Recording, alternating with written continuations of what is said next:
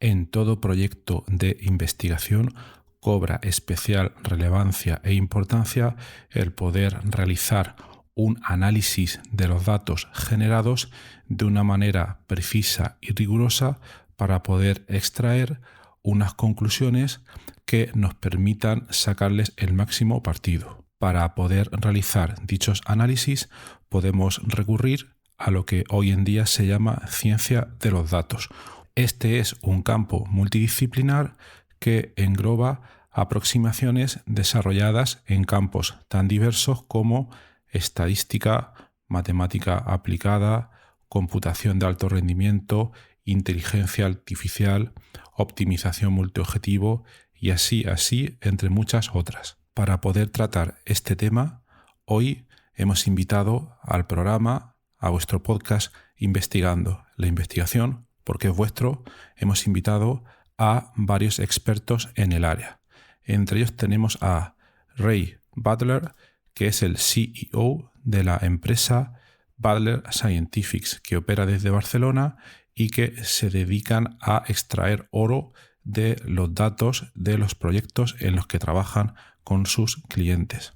También tenemos a Antonio Vicente Contreras, que dirige varias empresas desde Murcia, una de ellas relacionada con la inteligencia artificial llamada Artificial Intelligence Talentum. También tenemos a José Miguel Volarín Guillén, experto en ciencia de datos, que trabaja en el CENTIC, también en Murcia. Por otra parte tenemos a Julio Madera, vicerrector de la Universidad de Camagüey en Cuba, que también es un experto académico, en este caso de la ciencia de datos. Y por último tenemos a un servidor, Horacio Pérez, que a estas alturas quizás ya conocéis. Hoy hablamos de la importancia del análisis de datos en proyectos de investigación tanto académicos como industriales, en empresas y en startups. Hablamos del Big Data, existe realmente, y del Low Data. También de las mejores prácticas para hacer un buen análisis de datos y otras vertientes de cómo hacerlo. Asimismo, diferenciamos entre si se puede monetizar o no realizar estos análisis de datos y qué es lo que está por venir en este campo, además de diversas opiniones personales muy interesantes de todos los entrevistados. Bien, hoy es lunes 30 de noviembre, 10:30 de la noche, hora de Murcia, España, y aquí empieza un nuevo episodio del podcast Investigando la Investigación.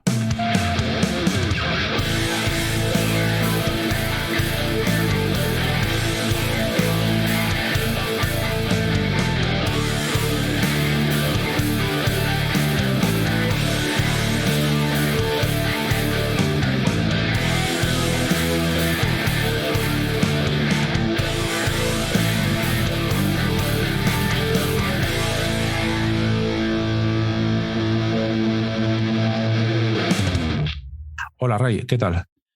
Hola Horacio, ¿qué tal? Encantado de estar por aquí. Muchas gracias por venir. ¿Te podías presentar? Y tanto, faltaría más. Yo soy canario, aunque mi nombre suene un tanto anglosajón. Soy canario, de formación informático de toda la vida, y tuve la suerte una vez de toparme con el mundo de la investigación como informático, y desde entonces pensé que ese era el sitio donde quería quedarme. A partir de ahí me formé como Executive MBA para aprender un poco qué era esto de dirigir empresas y proyectos de mayor tamaño. Y finalmente acabé pues haciendo lo que el empuje natural me llevaba, que era crear mi propio proyecto, mi propia empresa, que es Butler Scientifics, en la que nos dedicamos a apoyar a los equipos de investigación, a explorar sus datos de una manera mucho más productiva, exhaustiva, inteligente, para descubrir más cosas que están ahí escondidas. Muy bien, muy bien. Pues muchas gracias. Y ahora pasamos a Antonio Vicente Contreras. Hola Antonio, ¿qué tal? Hola Horacio, buenas noches. Muchas gracias Horacio y a todos mis compañeros por tener la oportunidad de estar aquí esta noche con vosotros y disfrutar un poco de poder contar nuestra experiencia o de mi experiencia. Yo felizmente soy un economista arrepentido. y siempre cuento esto porque realmente empecé equivocadamente a estudiar una licenciatura que terminé en económicas, pero realmente me di enseguida cuenta de que era la parte de ingeniería informática la que a mí me gustaba, la que después desarrollé, estudié y bueno, hasta hice un doctorado en esa área. Ya desde muy pronto y compaginando mis estudios empecé a ubicar mi propio proyecto empresarial en el sector de las telecomunicaciones, en el sector de la informática. Actualmente desarrollo mi labor en 4 empresas diferentes con distintos empaques, digamos con distintos núcleos de trabajo, pero sobre todo centrado en el uso de los datos como materia prima. Y la verdad es que desde hace 2 años, 3 años, trabajando muy intensamente con la inteligencia artificial aplicada en el sector de la alimentación y también en el sector del medio ambiente. Muy bien, pues muchas gracias, Antonio, por la introducción. Y ahora tenemos a José Miguel Volarín Guillén. Hola, José Miguel, ¿qué tal? Muy buenas, Horacio, encantado de estar aquí. Bueno, yo como tú bien sabes, he estudiado química, como bien sabes, porque hemos compartido durante muchos años clases en la Universidad de Murcia, aunque yo ya no me acuerdo de la última vez que me acerqué aún atrás. Yo llevo mucho tiempo ya analizando datos, empecé con datos espectroscópicos en la época en la que estaban empezando a digitalizarse los laboratorios de química. Luego pasé a trabajar en un hospital donde aprendí bioestadística, donde aprendí bioinformática y desde hace ya un par de años estoy trabajando en el CENTIC, el Centro Tecnológico de las TICs de la región de Murcia, en el equipo de análisis de datos. Muy bien, pues muchas gracias, Miguel. Y también tenemos a Julio Madera, que es vicerrector en la Universidad de Camagüey en Cuba. Hola, Julio. Hola, Horacio. Agradecerte la invitación a la grabación de este podcast y compartir nuestra experiencia desde Cuba en todo el tema del análisis de datos. Nosotros soy graduado de Ciencia de la Computación en la Universidad Central de Las Villas, acá en Cuba, y posteriormente hice mi doctorado en Ciencias Matemáticas, en el área de la inteligencia computacional, que es un poco una mezcla de todo lo que tiene que ver con las redes neuronales, la lógica difusa y los algoritmos evolutivos. Específicamente, trabajamos el área de algoritmos evolutivos y de machine learning, fundamentalmente muchas veces aplicando estas técnicas dentro del machine learning. Y hemos participado en varios proyectos académicos típicos de una universidad, y además también estamos trabajando con algunas empresas aplicando todo este conocimiento de la ciencia de datos para la toma de decisiones. Muy bien, muchas gracias. Y por último me presento yo. Yo soy Horacio Pérez, yo estudié Ciencias Químicas con José Miguel, luego hice el doctorado en Química Computacional y luego, para bien o para mal, hice un postdoc en el mismo área y ahora he terminado trabajando en la Universidad Católica de Murcia, UCAM, en bioinformática estructural y computación de alto rendimiento. Entonces, también tenemos ahí nuestras cosas de analizar datos y procesar muchas cosas, como comentaremos hoy. Muy bien, pues tenemos aquí ponentes bastante interesantes, como veis, tanto desde el mundo empresarial como desde el mundo académico. Y el primer punto que vamos a comentar hoy es hacer hincapié en la importancia del análisis de datos para desarrollar proyectos de investigación. Entonces vamos a preguntar a los ponentes qué opinan sobre este punto. ¿Cuál sería la importancia del análisis de datos en proyectos de investigación, tanto académicos como ya industriales, una empresa o startups? Si quieres empezar tú, Rey. Por supuesto, sí. No quiero decir una obviedad. El análisis de datos no es más que el reflejo de uno de los pasos del método científico. estamos observando cosas permanentemente, somos capaces ahora de registrarlos de una manera muy fiable y muy precisa, y lo que toca es sacarle partido a esa información. Pero yo quiero darle un toque, habiendo dicho que es obvio que el análisis de datos en el mundo científico es fundamental, no es que sea importante, es que es fundamental. En el mundo de la empresa, quiero remarcar un detalle que yo creo que es importante para que los profesionales que nos puedan estar escuchando y que se estén planteando por qué a estas alturas todavía no han apostado por analítica, pueden hacerlo. Y es que el análisis de datos es una nueva fuente de ventajas competitivas, con todos los atributos que la ventaja competitiva tiene. Es algo que solo sabes tú, es algo que es difícil de obtener y que es algo que te da una posición predominante en un mercado. Ese es el gran valor que tiene el análisis de datos en el mundo de las empresas desde mi punto de vista, y motivo más que suficiente para que cualquiera que esté dirigiendo un proyecto con una componente de negocio se lo esté planteando desde ya, desde el minuto cero. ¿Podrías poner, seguro que de todos los proyectos que estáis trabajando, algún ejemplo concreto para que la audiencia lo pueda ver? Por supuesto. Nosotros precisamente nos dedicamos a descubrir ese tipo de ventajas competitivas. Este análisis exploratorio de datos es una de las técnicas que nos permite acceder a ese conocimiento que está escondido en la información. Te puedo citar un ejemplo, por ejemplo, en el mundo del deporte, el Sports Analytics, organizaciones deportivas de alto nivel que están intentando entender cuáles son los factores en los que se han de preocupar a la hora de optimizar el rendimiento de sus jugadores. Cuestiones como el estrés, cuestiones como el sueño, qué impacto tienen, y concretamente y de manera personalizada en su equipo de la temporada actual. Te puedes imaginar que saber eso y poder definir actividades para sacarle partido es de un gran valor. Totalmente. Muy, muy interesante. Y esto es algo, a mí me suena, no sé, puedo estar equivocado, esta aplicación de todas estas técnicas de análisis al deporte, ¿es algo más o menos reciente o es algo que se lleva haciendo desde hace tiempo? Lo digo también por mi ignorancia, como no sigo tema de deporte, no sé si es algo... Depende del mercado. Hay países en los que se está mucho más evolucionado. Estados Unidos es uno de los primeros. Ya sabéis que ahí la cultura de la estadística, del dato resumen que cuenta una parte de la historia, está muy arraigada, y desde hace muchos años que ellos lo tienen muy claro. En el resto del mundo, especialmente en Europa, es algo que está empezando ahora.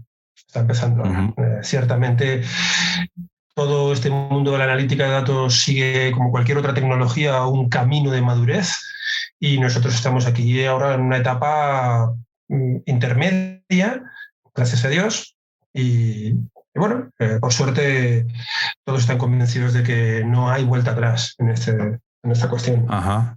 Y esta ventaja competitiva sería tanto, en el caso que estás comentando, sería un análisis científico de los datos de los jugadores del deporte que interese, sería la ventaja competitiva tanto para ellos, pero también, obviamente, imagino que para vosotros como empresa, ¿no?, que ayuda a obtener esos datos. Depende del modelo de negocio. Aquí entra, es muy importante que quede muy claro quién es el que va a tener el privilegio de disfrutar de esa ventaja, porque realmente hay mucho valor económico en esa información. Nosotros, por ejemplo, en nuestro modelo de negocio nos limitamos a ayudar al cliente a descubrirlo. Nosotros no explotamos luego el hecho de que cierto jugador se le pueda entrenar mejor de una manera o de otra. Son ellos los que lo hacen. Son los expertos además. Sobre lo que decías de la ventaja competitiva, el analizar los datos en realidad no es la ventaja competitiva. La ventaja competitiva es lo que descubres. La ventaja competitiva es descubrir que preocuparte por unas ciertas condiciones del sueño en un jugador muy concreto que no sabías, tú no entendías por qué a veces rendía mejor y a veces rendía peor. Esa es la verdadera ventaja competitiva. O sea que sí, todo depende mucho del modelo de relación que tú establezcas con tu cliente. Claro. Entonces, en el modelo en el que acabas de comentar tú, vosotros digamos que de algún modo facilitáis que vuestros clientes exploren o analicen esos datos, se lo ponéis un poco más fácil, por decirlo de algún modo. Sí, efectivamente. La idea que nosotros intentamos explotar es que intentar analizar todas las combinaciones, todas las posibilidades, todos los recovecos que tienen los datos, es un esfuerzo titánico. Claro. Nuestra propuesta de valor es ni más ni menos que una automatización siquiera parcial, porque ya sabemos que explorar datos tiene una componente altamente intelectual, pero hay una gran parte de ese proceso que se puede automatizar, que se puede hacer exhaustivamente y que se puede hacer de una manera metodológicamente correcta, que es muy importante, claro, especialmente en el mundo del mundo de la ciencia. Así que esa es la componente que nosotros explotamos. Ajá, súper interesante. Ahora volveremos más tarde a los detalles técnicos. Antonio Vicente, ¿qué opinas tú de todo este proceso de análisis de datos? Pues la verdad es que coincido en muchas cosas, en la mayor parte coincido con Ray, en el sentido de que realmente la importancia del análisis de datos, yo creo que nadie ya lo pone, digamos, en tela de juicio. Yo pienso que tanto la empresa como instituciones, gobierno, etcétera, ya estaban analizando esos datos. Lo que sucede ahora es que el crecimiento exponencial de los datos, es decir, tenemos algunos de los últimos estudios dice que en 2025 vamos a tener 175 veces más datos que en 2011. Es decir, realmente que realmente las cifras no somos capaces de dimensionar esas cifras, o que cada persona interactúa con dispositivos unas 4.000, casi 5.000 veces al día. O sea, por este nivel de interacción y de generación de datos, no es que realmente la importancia de analizar los datos esté en tela de juicio, sino que la idea sería el cuánto, el cómo lo vamos a hacer. Coincido con Ray en metodología. Y sobre todo pondría otro aspecto importante, y es la importancia del análisis de datos. Desde mi punto de vista, lo que nos ayuda es a generar una confianza en las acciones que realizamos. Es decir, nosotros al analizar los datos extraemos unas conclusiones, y esas conclusiones lo que nos dan es una confianza objetiva de que las acciones que estamos manteniendo, es decir, las acciones, en este caso, por ejemplo, de seguir un programa de entrenamiento, en el caso de lo que contaba Ray en el deporte, o en nuestro caso a la hora de recomendar, por ejemplo, en algunos de los sistemas de recomendación de compra inteligente o de dieta para niños que nosotros estamos haciendo, es la confianza de que ese análisis me está dando, pues de alguna manera, pues un soporte a esas decisiones, y ese soporte, pues evidentemente aporta un beneficio que realmente, ya os digo, tanto a nivel empresa como a nivel gubernamental, pues es relativamente una de las motivaciones principales para darle esa importancia que se está dando al análisis de datos. Claro. Porque podrías comentar en relación a esto, Antonio, un poco. Has comentado que estás en cuatro empresas. ¿Esto en cuál de ellas pues lo hacéis? ¿Cómo lo lleváis a cabo? Bueno, la verdad es que un tema importante, cuando he comentado en 4 empresas, son proyectos diferentes, porque realmente lo que está sucediendo es la especialización. Yo siempre, cuando hablamos de datos y ese análisis de datos o ese enfoque de quién es el beneficiario de ese análisis de datos que se hace, nos damos cuenta de que realmente hay como submundos. Es decir, hay un mundo donde está el aprendizaje automático, hay un mundo donde está la algoritmia, hay un mundo donde está toda la parte de sensorización o de Internet de las cosas o de la recolección de datos. Y esos mundos han hecho que nosotros, a nivel de empresa, pues vayamos haciendo empresas o muy focalizadas en desarrollar algoritmos o desarrollar metodología, como puede ser Artificial Intelligence Talentum, o empresas con más foco en el mundo operativo, es decir, en solventar problemas de captura de datos avanzada, como IoT Solution, o realmente hacer software que interaccione con usuarios finales, como puede ser Isotal. Y una pregunta, perdón, Antonio. ¿Sí? el diferenciarse en diferentes problemas o contextos es por el tipo de datos que se trabaja en cada uno de ellos. Porque Totalmente. Es decir, hay una diferencia muy, muy grande cuando se trabaja con datos muy próximos a la innovación, a la investigación, como hacemos en iTalentum, donde realmente pues el 70% de los algoritmos que hacemos nunca ven la luz o no llegan a utilizarse. Fijaos el dato tan exagerado. ¿Cómo es eso? Es interesante, ¿podría explicarlo un poco más? Sí, muchas veces realmente incluso desarrollamos, tenemos por ahí una ratio que hemos calculado de cuántos desarrollos hemos hecho que nunca han visto la luz porque realmente el cliente final no entendía que ese sistema de inteligencia le diese la suficiente confianza para aplicarlo al modelo operativo suyo. Y este ratio está por encima del 50%, o sea, el 60% de nuestros desarrollos que tienen, digamos, un carácter de innovador o de más cercano a lo que es la investigación, no ven la luz o no son aplicables, por desgracia, en el mundo productivo. Es decir, el cliente nos pide cosas que realmente incluso luego no puede operar. Ahí es la parte, digamos, más próxima a la investigación, y en la parte más operativa, muchas veces la inteligencia artificial es simplemente el cliente lo que quiere tiene unos datos y lo que quiere es un caso de uso que demuestre que sus datos van a ser suficientes o le pueden servir. Por ejemplo, esto está muy, por ejemplo, en temas industriales. Quieren hacer inspección automática visual, por ejemplo, reconocimiento visual de inspección de calidad de producto. Y realmente no es que no haya la tecnología, sino que ellos no tienen claro de si esa tecnología aplicada en su proceso les va a ser rentable o no, y quieren hacer una prueba. Entonces, manejamos datos muy distintos en función del sector, del área donde estamos. No del sector, sino del área donde estamos. Del área, claro. ¿En cuál de esas áreas piensas que es más fácil o bien convencer al cliente de la importancia de esos datos y de ese análisis, o de que luego entiendan un poco toda la investigación que hay detrás, todos los algoritmos para poder sacar conclusiones? Pues me gustaría decirte, como por mi parte sabes que sigo relacionado con el mundo de la investigación, sigo relacionado con el mundo de la mentoría, haciendo de mentor en distintas empresas y startups.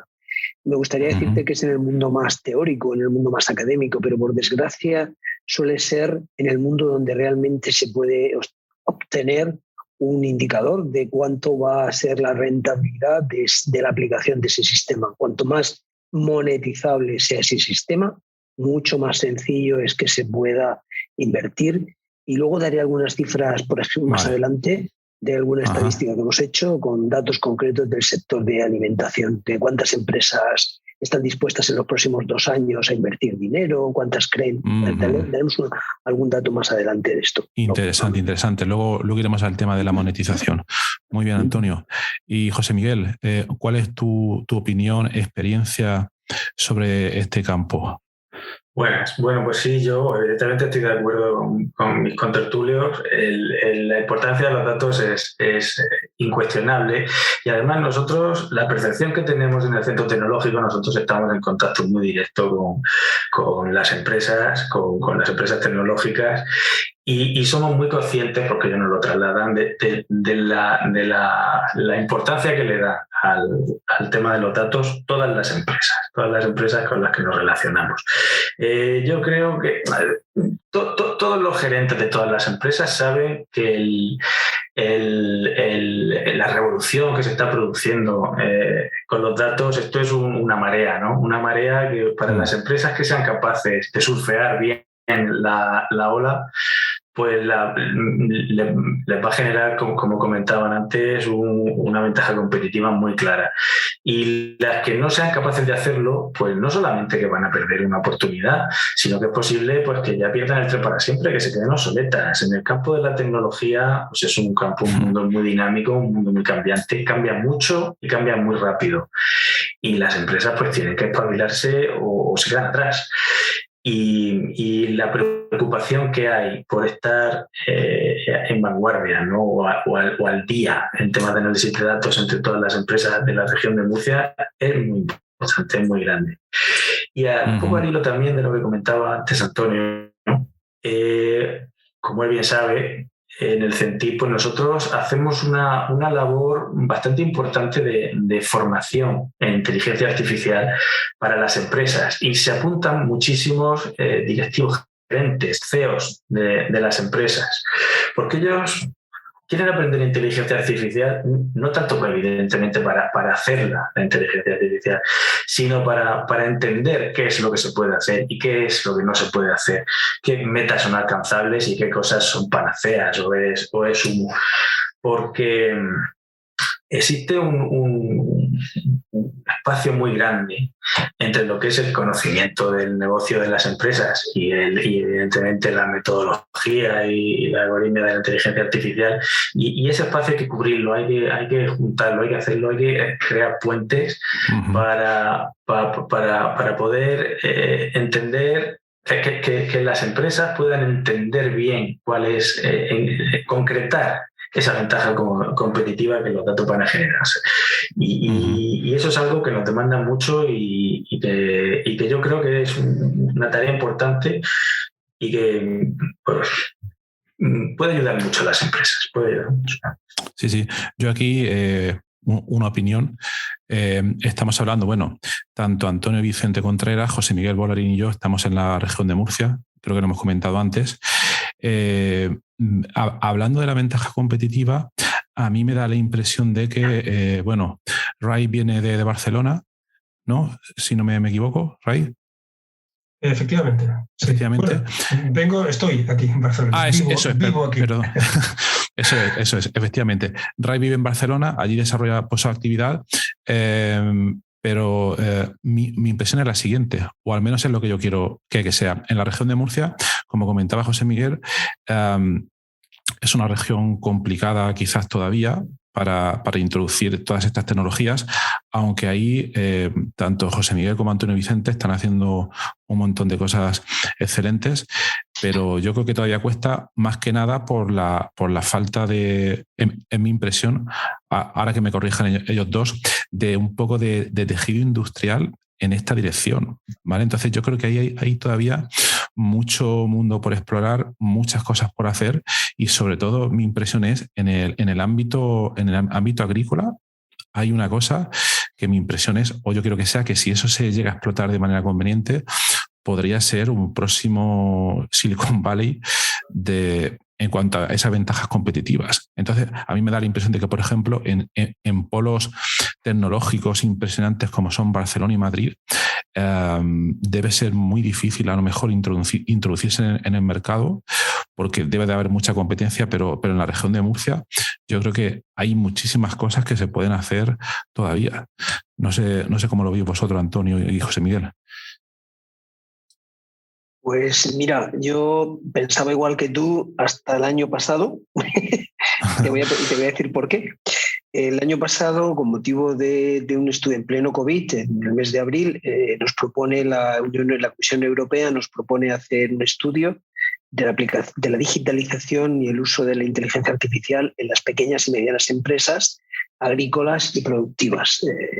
Y nos propone hacerlo a nivel europeo y se elige Francia, Italia, España, Polonia y Alemania.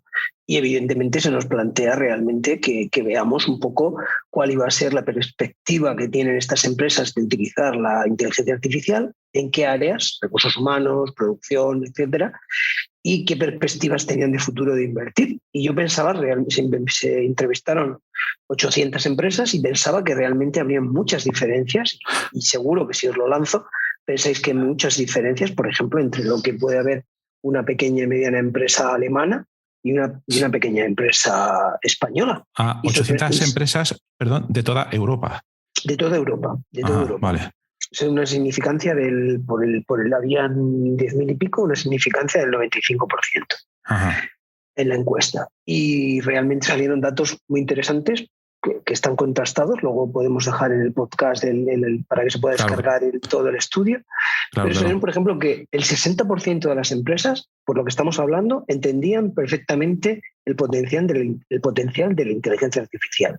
Es prácticamente en todas las áreas: ventas, canales logísticos, producción, incluso recursos humanos. Todos entendían realmente el 60% de las empresas entendían que sí, independientemente de la facturación, del tamaño. Y bueno, pues más del 50%, cuando veías esto, decías, bueno, pues vamos por buen camino. Pero luego te sorprendías que el más del 50% de las empresas no utilizaban herramientas basadas en inteligencia artificial. Por ejemplo, realmente el 10% utilizaban robots, solamente el 2% utilizaba el reconocimiento por imagen para cualquier tipo de actividad. Y lo más sorprendente es básicamente lo que nos decían después, que en los próximos 2 años solo el 12% de las empresas tenían planes para invertir en inteligencia artificial. Entonces, mi pregunta a todos los contertulios es, ¿cómo se puede percibir algo con tanto potencial y que realmente las empresas no estén dispuestas a invertir? No solamente aquí, en Murcia, sino en Alemania, en Italia, en Francia. ¿Es por la dificultad de entenderla? ¿Es por la seguridad de los datos? ¿Es porque no tenemos personal? ¿Es por la consolidación de estos flujos? Pero es la realidad. Es un problema endémico de toda Europa, ¿eh? No es solamente de España, ¿no? Te lo contextualizo un poco a raíz de esta encuesta. Y es un poco lo que pudimos comprobar ahí. No sé qué pensáis los demás, porque desde luego para mí fue sorprendente esto. Yo tengo una teoría, Antonio, y es lo que voy viendo en el día a día. La inteligencia artificial es una tecnología complicada, que requiere de unos cimientos que no existen. Desde mi punto de vista, habrá casos en los que probablemente este argumento que pueda estar dando no encaje, y me lo rebatís sin lugar a dudas. Pero hoy por hoy el nivel de madurez tecnológica de las iniciativas de analítica de datos avanzada es muy bajo. Estamos en el nivel de dashboarding, estamos en el nivel de coger datos para pintarlos en una gráfica. Estoy hablando de organizaciones muy potentes que están creando equipos de ciencia de datos simple y llanamente para poder hacer dashboards de una manera más científica, metodológicamente adecuada, para llegar a la aplicación de un algoritmo de clasificación, de predicción. Les quedan años. Les quedan años porque toda la organización tiene que entender las implicaciones que tiene, porque tiene que haber una demanda interna de gente que sea valiente, que todavía no existe, o por un montón de cosas. Esa es mi percepción. Lo que quiere decir... Quiere decir que no es tanto un problema técnico-tecnológico, porque los algoritmos de Machine Learning hay un montón y hay muchísimos que funcionan bien a la hora de analizar los datos, sino que es un problema un poco tanto de cultura para entender las capacidades reales de los algoritmos. De quemar etapas, Horacio. De quemar etapas. De que no se puede ir a la universidad sin pasar por el colegio y sin pasar por la guardería. Claro. Entonces las organizaciones han de pasar por la guardería, han de pasar por el colegio, por el instituto, y luego llegamos a la universidad. ¿Quién irá más rápido? ¿Quién irá más lento? El que más energía le ponga, el que más crea en ese camino. Pero ahora mismo se están moviendo todos en esa dirección. Esa es la buena noticia, desde mi punto de vista. Sí, Antonio, perdona. ¿Qué ibas a comentar algo? No, que totalmente de acuerdo con Ray, que esto es así, que realmente falta en los directivos pues una conciencia de que realmente, porque una de las barreras que ponían, esos directivos que además José Miguel bien ha dicho que asisten cuando hacemos los cursos en CENTIC y les exponemos casos de éxito, asisten, escuchan, pero luego no están dispuestos a liberar pues parte de su inversión en algo innovador. Lo conceptualizan en inversiones de activos fijos, más maquinarias, más tal, pero no en ciencia de datos. Entonces, totalmente hay que quemar etapas y ojalá que la parte académica, que sí ha quemado esas etapas y lo está utilizando mejor en investigación, en proyectos, puede ayudar a que la empresa también lo haga, ¿eh? Porque ahí está un poco un soporte. Y Julio, que no hemos comentado, ¿cuál es tu opinión respecto al tema? Sí, Horacio, coincido con Ray, Antonio y José Miguel en la importancia del tema de los datos. O sea, acá sucede algo que le decimos moda, ¿no? Bueno, de moda está la ciencia de datos, la inteligencia artificial, yo quiero aplicarlo. Y entonces tú le dices a los empresarios o a los académicos, bueno, ¿y dónde están los datos para poder analizar? Y no, hay que ver si puedo darlo, hay que ver si están disponibles. O sea, es algo bastante complicado. Pero es así, sí. Incluso acá en Cuba pasa un tanto similar que en Europa. Cuando tú ves las empresas líderes de alta tecnología, te puedo hablar del sector farmacéutico, la producción de camarón, las termoeléctricas, tú ves que sus dirigentes, las personas que están al frente de estas empresas tienen un alto interés por aplicar estas técnicas en beneficio de mejorar la producción, de ser más eficiente.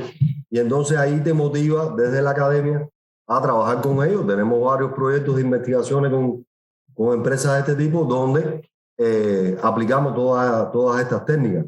Pero ya te digo, puede ser el 80-90% de las empresas, primero no quieren dar los datos y después no le ven importancia a este tipo de técnicas. O sea, sigue haciéndolo todo de manera tradicional y no apuestan a estas cuestiones. Es algo que sucede un tanto similar a Europa, ¿no? Acá en Cuba. Vaya, una situación que está en muchos sitios. Sí. Tenemos, por ejemplo, te puedo hablar de un proyecto que tenemos ahora con la empresa del camarón acá en Cuba y en nuestra provincia, muy interesante. O sea, son unos datos exquisitos, porque ellos como exportan el producto hacia Europa, se les exige todo un registro de todo lo que hacen con los camarones, desde que lo alimentan, las lunas, o sea, el pH del agua, la salinidad, y es algo exquisito. Y con ellos hemos avanzado mucho. O sea, podemos predecir cuándo es óptimo la cosecha, o sea, cosechar el camarón, cuándo deben alimentar, o sea, tomar decisiones ya sobre la producción. Y por supuesto, todo esto enlazado con temas del uso de sensores, claro, de cuestiones que van de manera automática. O sea, en resumen, la importancia es vital, infinita, pero todavía a nivel empresarial no hay la percepción de que eso pueda ayudar a mejorar la eficiencia y la productividad de las empresas, tanto pequeñas, medianas como grandes empresas, ¿no? En todos los sectores sucede un tanto igual. ¿Y no os parece, bueno, esto es otra opinión, no os parece que esto me recuerda a mí un poco? Estábamos alrededor de 1996, 1997, ya tenemos unos años, y entonces esto de Internet, hasta donde yo recuerdo, que soy de pueblo, empezaba a despegar. Y la web que había entonces era una cosa bastante complicada de utilizar, los buscadores y todas estas cosas, hasta que llegó Google, hizo lo que hizo y desde mi punto de vista lo que hizo fue poner una serie de facilidades para que la gente pudiera hacer esas búsquedas en la web de manera mucho más sencilla, con menos problemas, bajó un poco la barrera de entrada. Entonces todo esto que estáis comentando es un problema, pero a mí me da la impresión de que podría ser también una oportunidad para que si alguien consigue dar con la tecla y conectar y poder hacer ver a todas estas empresas de manera fácil, que yo no sé cómo, pero si pudiera hacerlo alguna empresa, yo creo que podría ser un beneficio para ambos lados. Sin lugar a dudas, Horacio. Todas las tecnologías les pasa lo mismo. Tiene que haber alguien que dé en el clavo, que haga que la usabilidad y la extracción de valor de esa tecnología sea al coste mínimo. No ha llegado todavía ese día y en esa estamos. De hecho, nosotros apostamos mucho por esa automatización, una automatización usable y amigable, ¿no? Vosotros tenéis, por lo que he visto en vuestra web, tenéis un sistema que permite a los usuarios de manera muy fácil encontrar o sacar conclusiones de esos datos, ¿no? Efectivamente. Lo que hacemos es convertir preguntas en insights, en descubrimientos. Y eso lo hace una máquina, en realidad lo hace una máquina, no lo hacemos nosotros. La cuestión es cómo se formula esa pregunta y qué datos son los que tienes. Esa es la materia prima de todo esto. Eso es. Y entonces lo que hemos conseguido es definir un método bastante usable, como digo, y efectivo, de transformar esas preguntas exploratorias, así es como lo llamamos nosotros, esas preguntas exploratorias en resultados de valor. Ajá. En el menor tiempo posible con una metodología correcta, siempre. ¿Esto podrías poner también algún caso concreto que se pueda contar? Sí, en la página web podéis encontrar varios. Nosotros nos movemos especialmente en el mundo de la biomedicina, así que voy a poner un caso concreto de este ámbito. Nosotros tenemos un equipo de asesores en el ámbito clínico, especialmente en el mundo, aquí en el Hospital de la Vall d'Hebron, donde la oncología tiene un peso muy importante.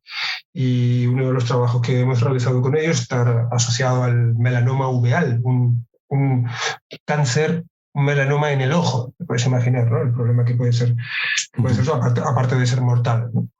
Claro. Y las preguntas que los investigadores nos hacían es: yo sé que aquí hay una serie de marcadores químicos conocidos que están asociados con el mal pronóstico de los pacientes. Es decir, que si yo se los miro hoy, puedo anticipar que dentro de un tiempo su pronóstico será malo, su evolución será negativa, y por tanto puedo actuar a priori, pero esos marcadores tienen unas limitaciones importantes. No sabemos por qué no siempre es así. Pues lo que hicimos con Autodiscovery es coger una base de datos compleja, como le llamamos nosotros. Luego hablaremos de este tema, seguro. Una base de datos compleja en la que había muchos posibles factores de cada uno de los pacientes, y la máquina fue capaz de discernir en qué grupos de pacientes, qué marcadores eran los más importantes, de tal forma que podíamos acercarnos muchísimo a eso de la medicina personalizada. Ya no basta solo con que tu marcador esté en un nivel determinado, sino con que seas hombre, con que seas mujer, con que tengas una edad, con que tengas otra, con que seas fumador, con que no lo sea, con que tengas una comorbilidad. En el ámbito del COVID, por ejemplo, cuando surgió todo esto del COVID en marzo de 2020, hicimos un llamamiento a la comunidad investigadora para ofrecer esta capacidad de manera altruista. Era un momento para dejar de lado el tema de los negocios y les ofrecimos esta capacidad dentro de nuestros recursos, que somos una empresa relativamente pequeña. Y surgieron decenas de proyectos en los que hemos ayudado a entender mejor qué factores son los que están agravando la permanencia de una persona infectada en la UCI. Y eso ha ayudado muchísimo a avanzar en ese ámbito. Todo esto en cuestión de horas. Estamos hablando de un análisis, son muy exhaustivos, pero que en cuestión de horas podemos llegar a ver una buena parte de la historia que hay escondida detrás de esos datos. Súper interesante. Yo luego te haré alguna pregunta técnica, porque me interesa bastante el tema. Y aquí, bueno, has comentado para la audiencia el tema de los datos, la importancia de los datos, porque normalmente para poder aplicar estas técnicas de análisis de datos, y esto que lo responda quien quiera, ¿qué condición necesitamos? ¿Esos datos tienen que ser especiales? ¿Tenemos que tener muchos? ¿Tenemos que tener pocos? ¿Cómo lo veis? Si quieres te respondo desde mi faceta de estadístico aplicado. Hay una característica que es fundamental, y es que los datos tienen que ser representativos. Eso significa que tienen que ser un pedazo suficientemente parecido a aquella población a la que tú pretendes ayudar con el análisis. Es decir, si tú estás analizando datos de pacientes que tienen melanoma uveal, porque sabes que en el mundo hay miles de pacientes que tienen un melanoma uveal, pero tú no puedes coger esos miles de datos, ese pequeño conjunto de datos que tú recojas tiene que ser representativo. Tiene que ser equivalente, en cierto sentido, a esa población. Esa característica es fundamental y es la primera que normalmente falla en los estudios de análisis de datos. No son datos representativos, están sesgados. Tienen alguna característica que hacen que no se puedan extrapolar los resultados que hayamos podido obtener con estos datos en la población a la que realmente a mí me preocupa. Y ese problema que tú comentas, ¿por qué sucede? ¿Por, digamos, falta de formación de las personas que hacen esto? ¿Por problemas de los algoritmos? ¿Por qué puede pasar esto? Hay muchas cosas. Hay muchos factores, y uno de ellos es el desconocimiento, simplemente el no haber prestado atención a un correcto diseño del estudio antes de empezar la recogida de datos. Hoy se están haciendo muchos estudios retrospectivos. Eso significa que yo voy a mirar los datos que ya están recogidos. Claro. ¿De acuerdo? Pero esos datos nadie los recogió pensando en que íbamos a hacer un análisis tan exhaustivo y, por tanto, se preocuparon por lo que se tenían que preocupar en aquel momento. Pero hoy no son válidos para hacer ese tipo de estudios que queremos hacer. Entonces, hay muchos motivos, desde la reutilización de datos recogidos en condiciones totalmente distintas hasta el desconocimiento, pasando por la imposibilidad de hacer esa representatividad. Bueno, hay muchos motivos. Sí, sí. ¿Qué opináis, Antonio, José Miguel, Julio?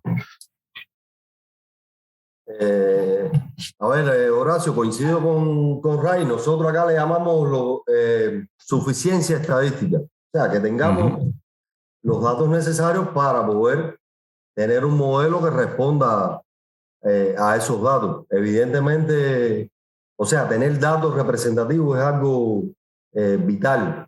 O sea, no puede ser, como decía Ray, tener datos sesgados, que hoy es de las principales críticas que tiene la inteligencia artificial. O sea, cuando usted tiene datos sesgados, el modelo también es sesgado, ¿no? Y entonces eso provoca que las decisiones que toma el modelo sean de ese tipo. Ejemplo, hay bastante.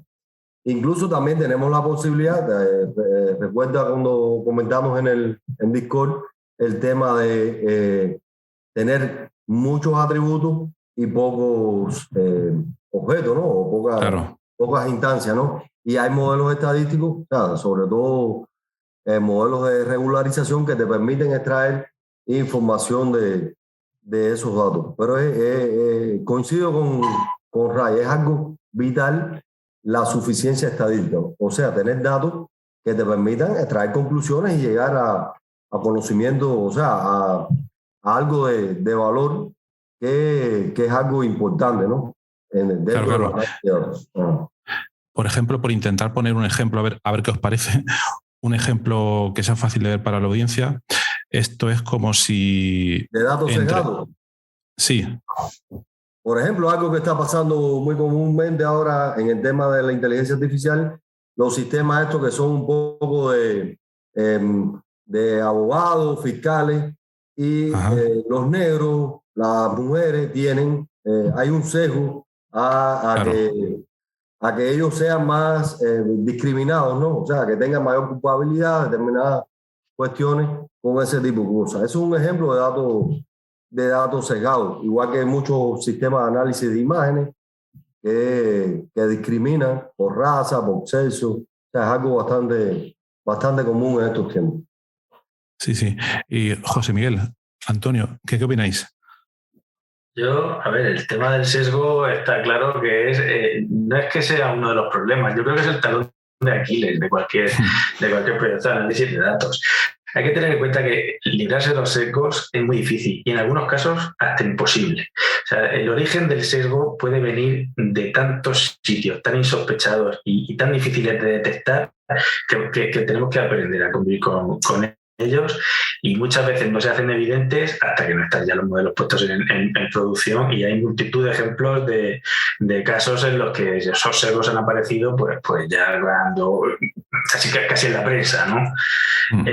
A ver, es que el tema del sesgo, y esto también es una opinión un poco personal de la experiencia que yo he tenido, sobre todo cuando trabajaba en el hospital, a veces tú sabes que tus datos están sesgados, pero tienes que elegir entre analizarlos aun sabiendo que el riesgo del sesgo es muy alto o desecharlos.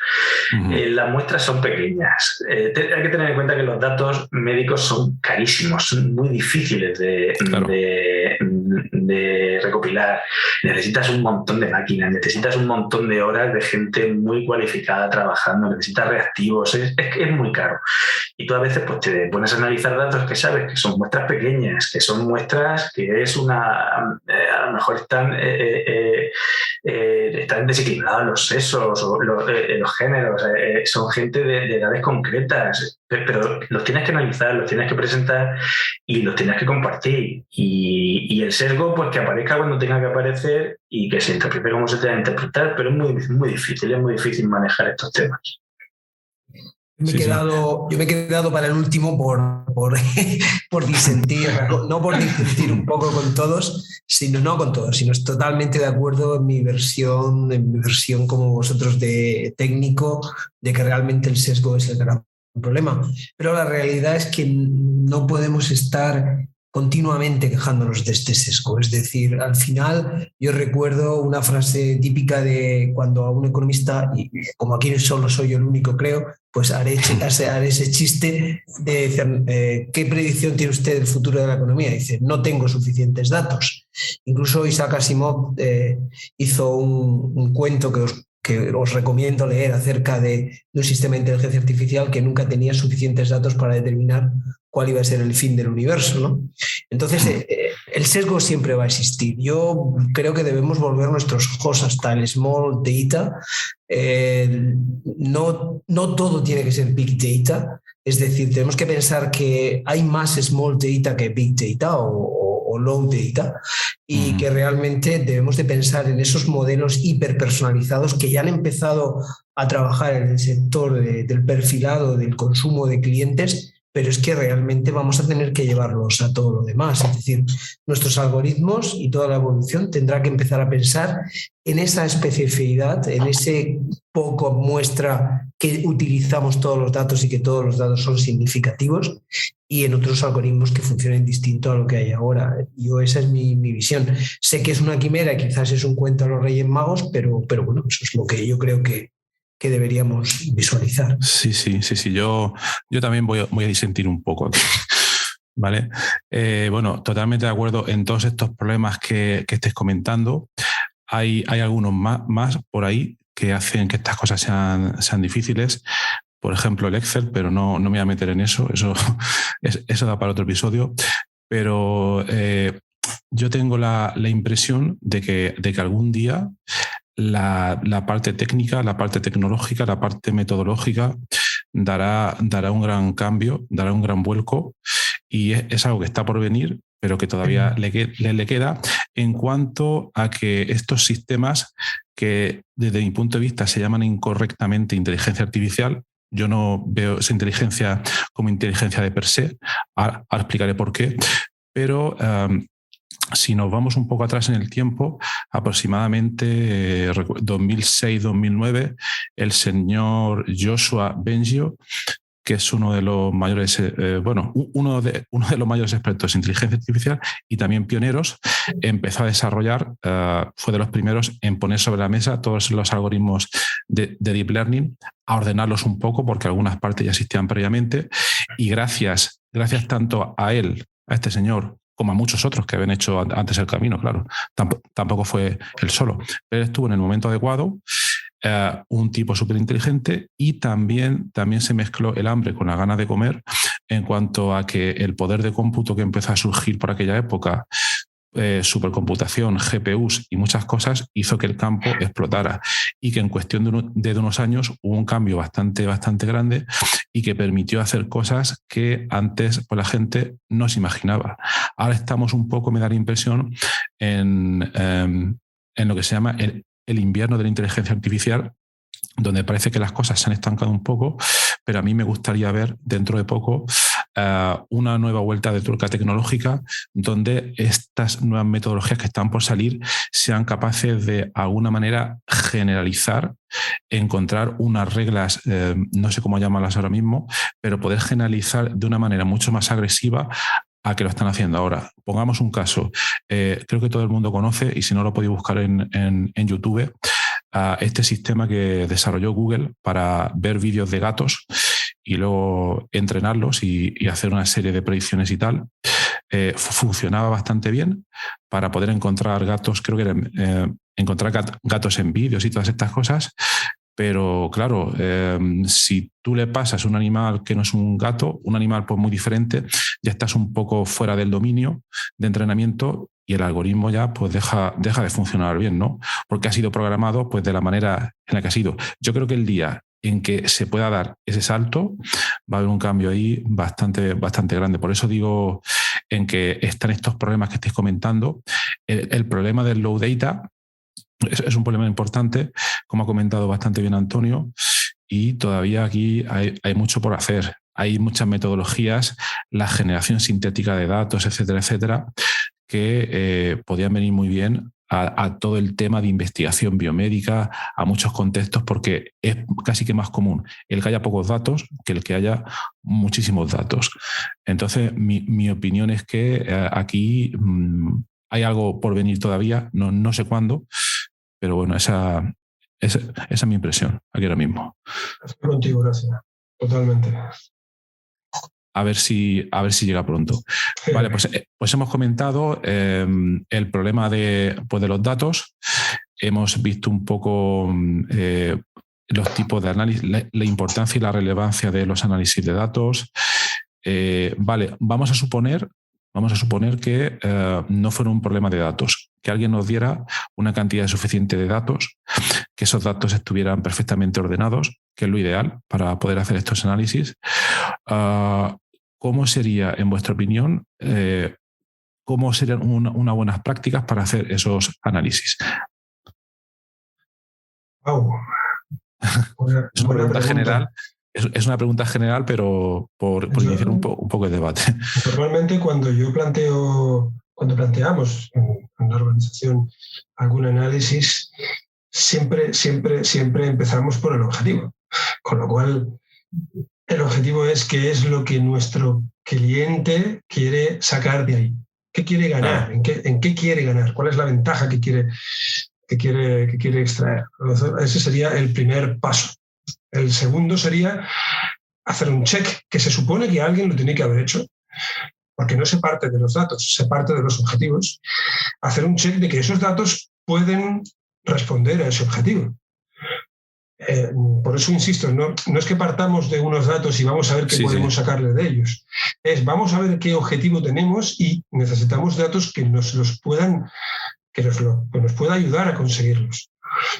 La tercera etapa sería una cuestión ya un poco más técnica. Los problemas que actualmente se están planteando desde un punto de vista analítico, gracias a Dios, se están empezando a modelizar. Los propios problemas en sí. Ya sabemos que existen problemas de clasificación, existen problemas que son de predicción, existen problemas que son de descubrimiento de patrones. Hay una serie de tipologías de problemas que van asociadas con una serie de técnicas de análisis que encajan mejor en ese tipo de problema. Las características concretas, últimas y más importantes del proyecto de los datos y demás son las que terminan de hacernos decidir si una técnica es la mejor o no. ¿De acuerdo? Con lo cual ya tenemos un objetivo, tenemos unos datos que cubren ese objetivo, hemos identificado las mejores herramientas para poder trabajar esos datos, para poder alcanzar ese objetivo, y lo que nos queda ahora es ejecutarlo. Casi nada. Ahí ya estamos hablando de una gestión de proyectos con todas las de la ley, o sea, como las de toda la vida y como los que nos hemos metido en proyectos tecnológicos, sabemos lo que significa cultura del equipo, transmisión de mensajes a la dirección, financiación de esos proyectos, bueno, toda esa historia. No sé, eso es un poco el método que yo creo que aplicaría. La verdad es que es una pregunta dura, ¿eh? Es dura por estas horas de la noche. Por eso la he hecho, porque los que no lo sepáis, ahora mismo son las 11:30 de la noche, hora de España. Sí, bueno. ¿Y qué opináis los demás?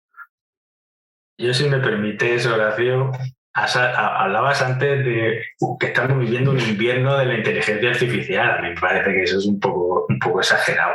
Yo creo que nunca antes en la historia de la humanidad, bueno, esto es un hecho, nunca antes se ha invertido tanto en inteligencia artificial en todos los rincones del mundo. No es ya un fenómeno local de un Silicon Valley o de alguna universidad concreta. Y este año, además, va a ser, según los pronósticos, pues de los primeros años años en los que la inteligencia artificial va a empezar a generar beneficios, porque hasta ahora pues era algo deficitario, se estaba desarrollando, estaba madurando, pero ya este año cuentan las empresas con empresas pues que son pioneras en esto de la inteligencia artificial, ya cuentan con tener beneficios. O sea, yo creo que es un poco exagerado la limpieza de la inteligencia artificial. Sí, es verdad que sí que la inteligencia... Sí, perdona. Nada, lo comentaba primero por dar una opinión discordante, porque si todos pensamos lo mismo, esto tampoco tiene fuste, ¿no? Para que veamos que cada uno tiene una opinión. Y luego por otra parte, me estoy dando cuenta de que no lo había explicado bien. Lo que quería decir que mi impresión, y obviamente puedo estar totalmente equivocado, pero pues no me he explicado de una manera clara, es que ese invierno yo lo veo en que no veo avances metodológicos sorprendentes ahora mismo, en los últimos 5 años. Obviamente, en las partes de aplicaciones y de cómo se está moviendo la industria, hay un crecimiento bastante grande, como estás comentando tú, pero me refería más bien a la parte algorítmica. No hay ahora mismo un cambio tan gigante como hubo a finales de la década de 2000-2010, cuando empezó todo esto con el deep learning. Pero es una opinión, obviamente. Sí. Bueno, sí, a ver, mira, por ejemplo, el viernes pasado hubo un congreso de inteligencia artificial en Alicante en el que yo tuve la suerte de poder ir, y hubo una intervención de Kai-Fu Lee, que es uno de los sabios de la inteligencia artificial en este momento. Y él define que estamos viviendo ahora mismo la época de la implementación de la inteligencia artificial. O sea que eso puede un poco también explicar la percepción que tienes de falta de aparición o de innovaciones, que también habría que ponerlos en cuarentena, porque, por ejemplo, en el NLP, en el proceso del lenguaje natural, ahí se están produciendo avances muy importantes con los modelos estos, GPT-3, y hay ahí también, pues sí que hay mucha innovación. Pero sí que es cierto, y yo creo que va un poco en línea con lo que tú comentas, o puede explicarlo, por decirlo de esa manera, que estamos en una época en la que se trata de coger lo que hay en las universidades, en los centros de investigación y en el mundo académico y llevarlo a la empresa, ¿no? Ponerlo en producción y ponerlo en uso, pero a nivel masivo, ¿vale? Y bueno, vamos, por puntualizar un poco. Y luego, por seguir la línea de lo que estaba comentando Ray y sobre las buenas prácticas, ¿no? Estoy totalmente de acuerdo de que para poder llevar a buen término un proyecto de análisis de datos es fundamental tener muy claro cuál es tu objetivo. Y nosotros, yo solo lo explicaría más bien en el sentido contrario. O sea, hay que intentar evitar algo que desgraciadamente ocurre con mucha frecuencia, y es que te llega un cliente con un montón de datos y te dice, pues mira, a ver lo que hay, ¿sabes? A ver lo que sacas. Y esos proyectos están condenados al fracaso, o al menos las probabilidades de fracaso son muy grandes, porque tú tienes que tener muy claro cuál es tu objetivo, tienes que tener muy claro qué es lo que quieres obtener. Y luego, pues yo, y esto también es una visión personal, a mí me gusta dedicarle en los proyectos en los que participo muchísimo tiempo, mucho esfuerzo a explorar los datos, a conocerlos bien, a saber qué es lo que te están diciendo los datos, ¿no? Porque muchas veces pues tienes que suplir falta de conocimiento de dominio, ¿no? del significado del dato que tiene para el que lo genera, para que está ahí a pie de cañón, trabajando, yo que sé, en el negocio que sea. Y eso, pues hay muchas cosas que a ti se te escapan y tienes que conocerlos muy bien, entender muy bien tus datos y para poder analizarlos bien y alcanzar un objetivo. Y yo creo que esas son dos tácticas, ¿no? Intentar huir a ver lo que sale de aquí y explorar muy bien, muy profundamente los datos. Yo creo que son dos tácticas muy recomendables, que, hombre, no te garantiza el éxito, pero sí te hace huir o evitar el fracaso. Esa es mi opinión personal. Muy bien. Antonio, ¿qué opinas? Pues básicamente un poco lo mismo que mis contertulios, tanto Ray como José Miguel, es decir, y creo que en principio estamos aprovechando todo lo que se ha hecho, ha pasado. Coincido con ellos en que sí, que esto es una época de generar pues, en el tejido industrial empresarial, es decir, nosotros estamos haciendo desarrollos donde lo estamos aplicando en muchos sectores, supermercados, que utilizan esos algoritmos para hacer recomendaciones, ya no solo de compra, como podría pensarse, sino, por ejemplo, recomendaciones sobre una compra inteligente a sus clientes para que emitan menos CO2 o para que de alguna manera utilicen menos plásticos o para que realmente tengan una dieta más sana con menos uso de determinados productos dañinos para el público, determinados públicos. Bueno, este tipo de cosas es una utilización de la inteligencia artificial, pero coincido contigo en que hay ahí un stop, una meseta, donde en esa meseta no estamos resolviendo esos problemas pues, de falta de datos, de que haya ejemplos que los procesos, las empresas puedan utilizar. Bueno, como bien decís, hay conocimiento en la universidad, pero sigue costando trabajo que ese conocimiento llegue a las empresas en forma de ahorro de costes. Y bueno, claro, si vemos el caso de Netflix, ayer publicaba una nota diciendo que el uso del Big Data en Netflix en el último año les había ahorrado 1.000 millones de euros.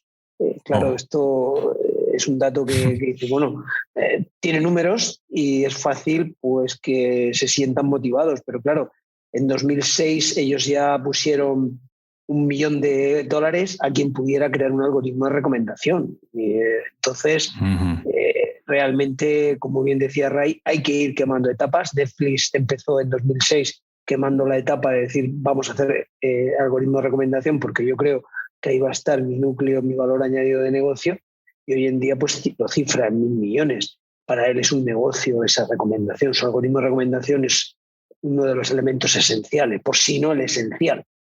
Pero claro, ¿cómo se hace esto en una pequeña, mediana empresa en Cuba, aquí? Pues es un poco una parte metodológica que tenemos que andar, a mi juicio. Claro. Totalmente. Bueno, yo quería añadir una cosa en cuanto al tema de las buenas prácticas. Habéis hablado de maneras pues, muy interesantes, por ejemplo, tener en cuenta los objetivos, lo que se quiere alcanzar.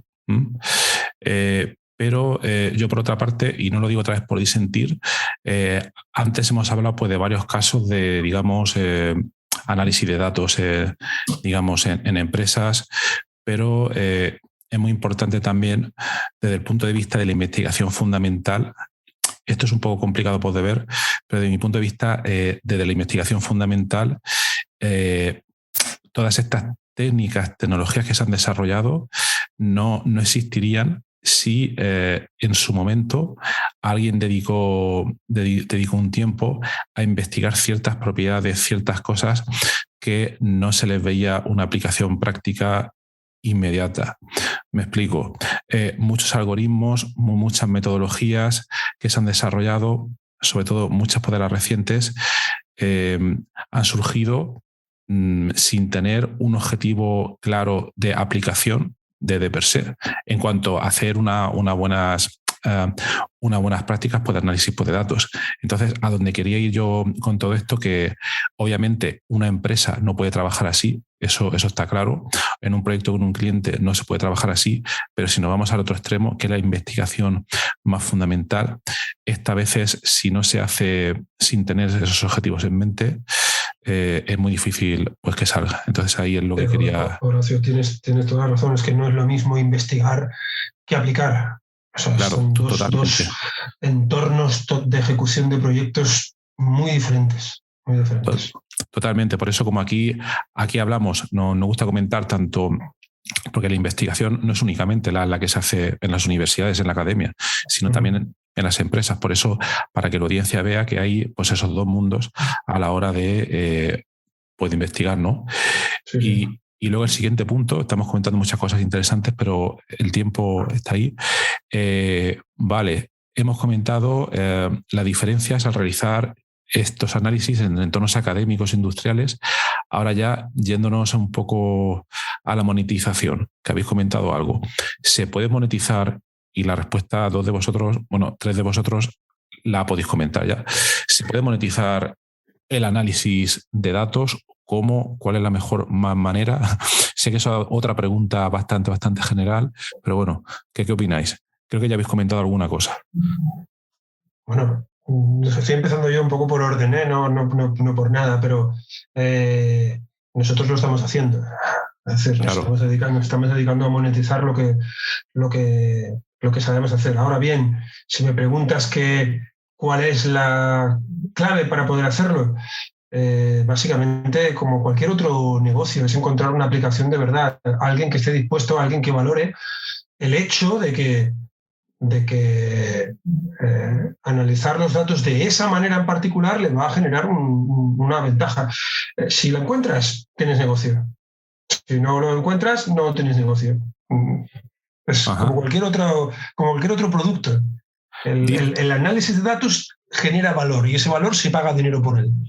Pero dirías que es únicamente encontrar una aplicación práctica de los algoritmos para un tipo de datos en concreto y que con eso sea suficiente, o que también tiene que haber un componente de saber llegar a la gente, a tu público concreto, a tu público nicho, para que lo entiendan. Porque antes también estábamos comentando de la dificultad, que lo ha comentado Antonio con ese informe, para que las empresas sepan también todas las posibilidades. Entonces también habría también ese componente de evangelización, no sé si se llamaría así, o de llegar a la gente, ¿no? Mira, Horacio, aquellos oyentes que estáis escuchando, y si me permitís un consejo de alguien que ha pasado por esta experiencia, la tecnología es el 10% de un negocio.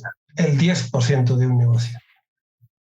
El otro 90% son las personas, son los modelos de negocio, son las estrategias de ventas, son la paciencia, son la inteligencia emocional, son un montón de cosas que son necesarias para que esa tecnología, que da igual lo buena que sea, encaje con las personas que la tienen que consumir y que tienen que pagar por ella. Esa es mi visión de los negocios. Así que esa ilusión que a uno le llega, sobre todo los que somos más tecnólogos, cuando nos damos cuenta de que tenemos entre manos algo muy potente, es buena porque es lo que te permite arrancar, pero se ha de modular a lo largo del tiempo, porque no es la clave del éxito de un negocio.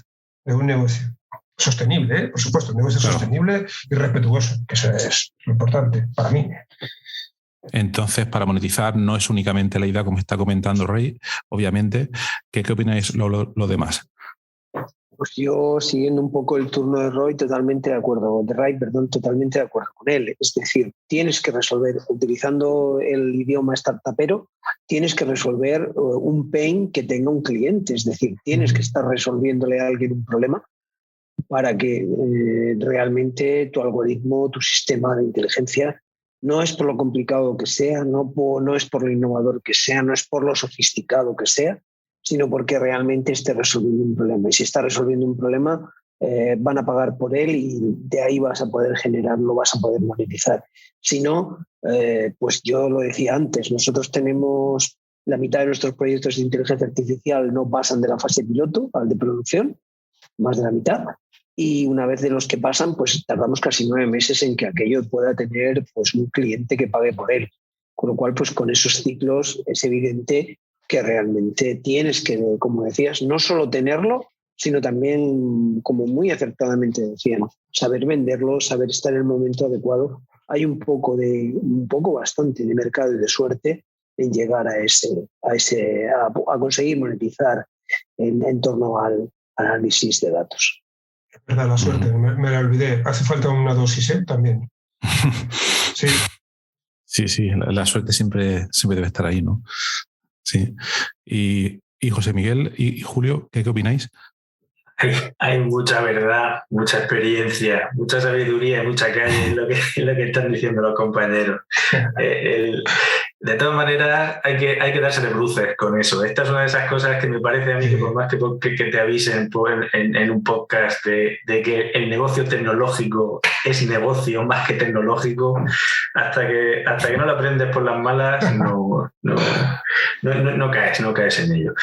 Pero sí, es así, no hay duda alguna. Yo he visto algunas personas muy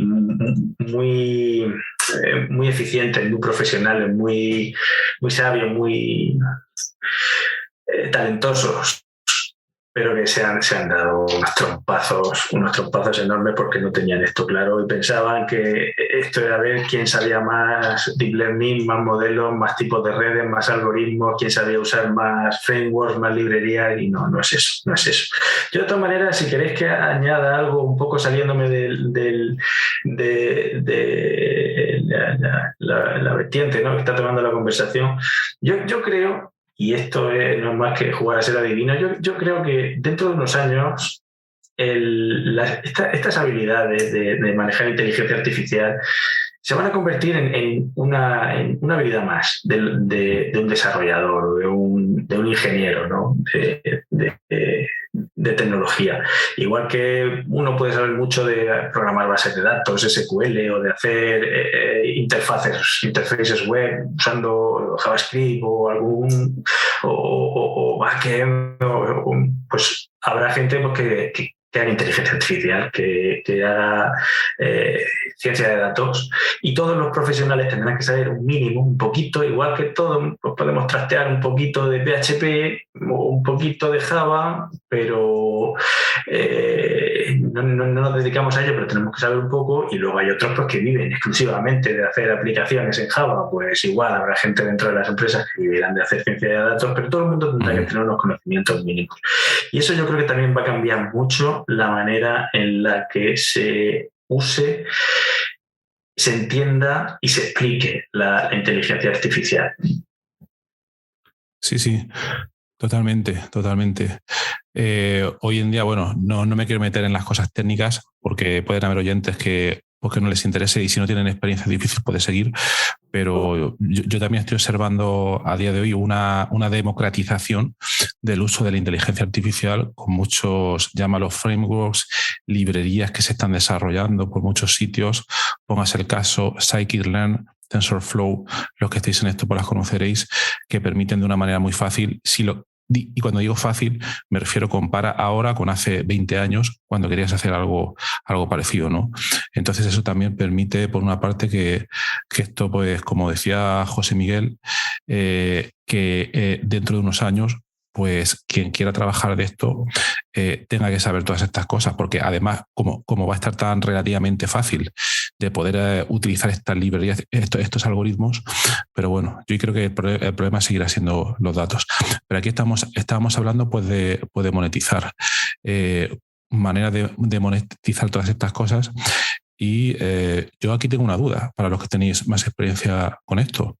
A mí lo que me da la impresión de que sería una manera relativamente fácil, porque obviamente puedes tener tu idea técnica, tus algoritmos, cómo tratar ciertos datos, pero luego tienes que hacer desarrollo de negocio, tienes que ir a esos clientes, tienes que hablar con ellos, tienes que convencerlos, que creo que es un poco lo que estabais comentando. Supongo que conocéis el modelo Software as a Service. Para los que no lo conozcan es, bueno, pues intentar vender a través de la web, ¿no? A lo mejor estoy diciendo un improperio, intentar vender a través de la web una tecnología basada en análisis de datos o lo que sea, de una manera que sea súper fácil de utilizar y sobre todo totalmente escalable para el que la está ofreciendo. Entonces yo quisiera imaginarme a alguien que, no sé, inventa un algoritmo novedoso, un sistema novedoso de inteligencia artificial, lo pone a disposición a través de un software as a service, y lo único que se tiene que preocupar es que llegue un poco a la gente lo empiece a conocer y a utilizar. ¿Esto pensáis que es posible? ¿Tendría fuste? ¿Hay alguien haciéndolo? Y tanto que sí.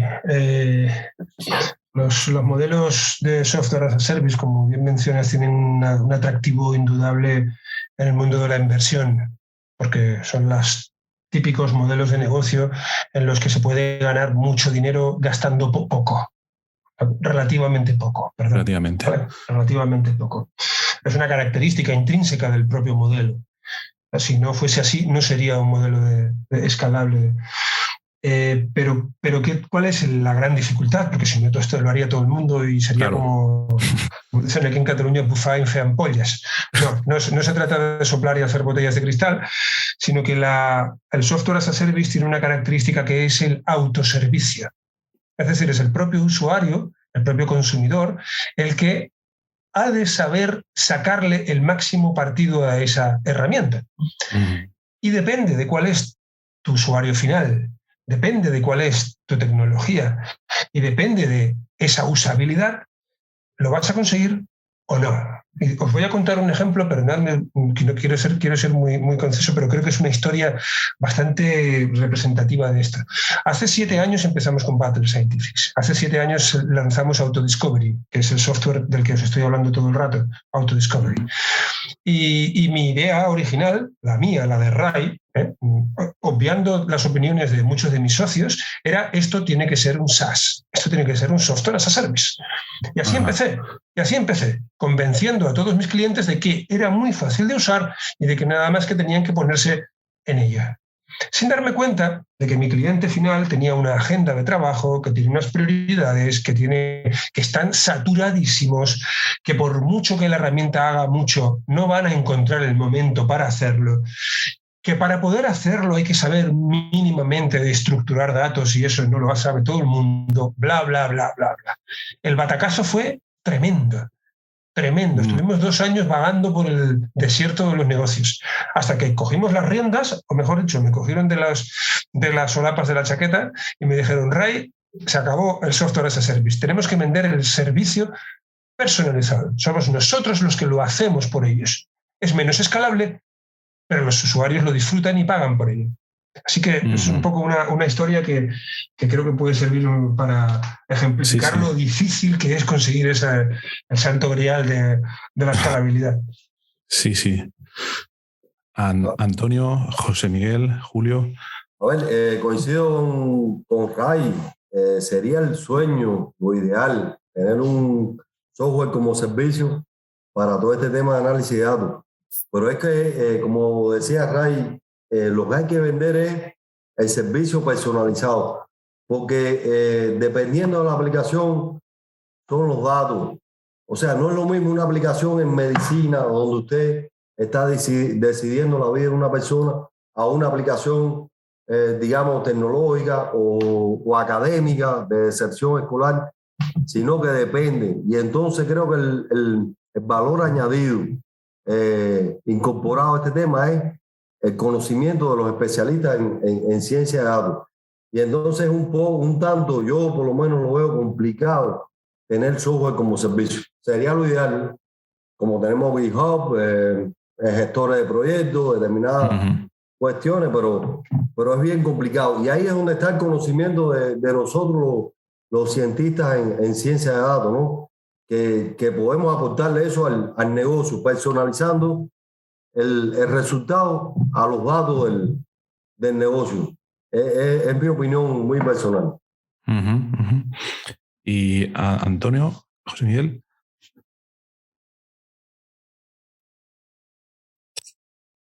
Sí, a ver, bueno, y esto también nosotros lo vivimos en el centro tecnológico todos los días.